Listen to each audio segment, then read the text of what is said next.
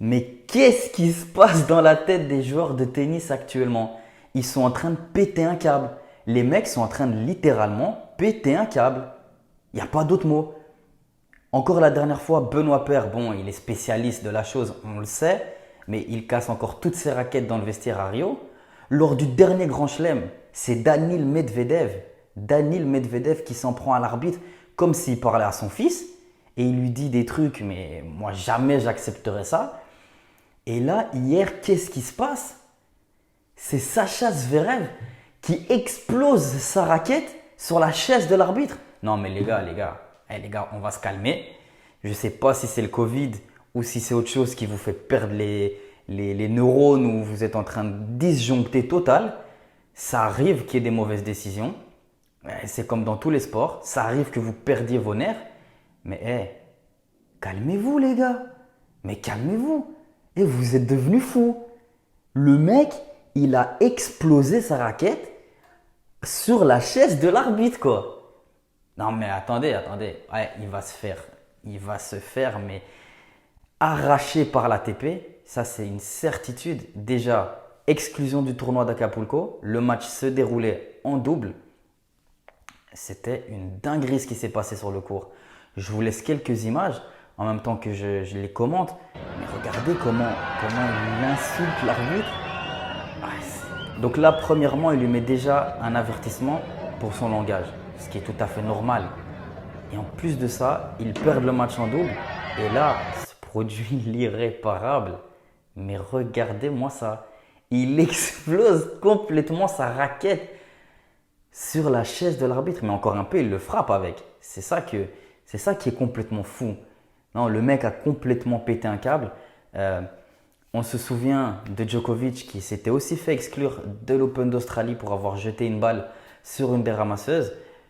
Là, mon gars, Sacha Zverev, attends-toi à une exclusion, je pense, parce que l'ATP, ils vont pas être tendres avec toi là. Tu as été trop loin.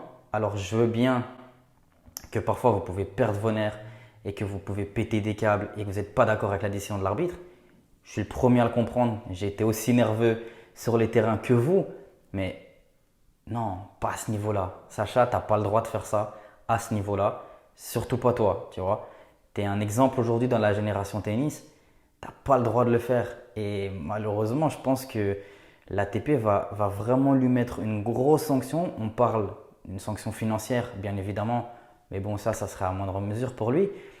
Mais on parle d'une sanction également de potentiellement 3 mois pour Alex Zverev. Attention Zverev, attention, tu as fait une grave erreur mon grand. Donc j'espère que tu vas bien t'en sortir dans cette histoire. Mais j'espère surtout que tu ne referas plus jamais ça sur les cours de tennis parce que c'est inacceptable. On préfère voir du beau jeu. Comme tu l'avais proposé le jour d'avant face à Brooksby avec le match qui a été le plus long de l'histoire, qui s'est terminé le plus tard en fait dans l'histoire à 4h22 si je me rappelle bien, pour un match uniquement en 3-7.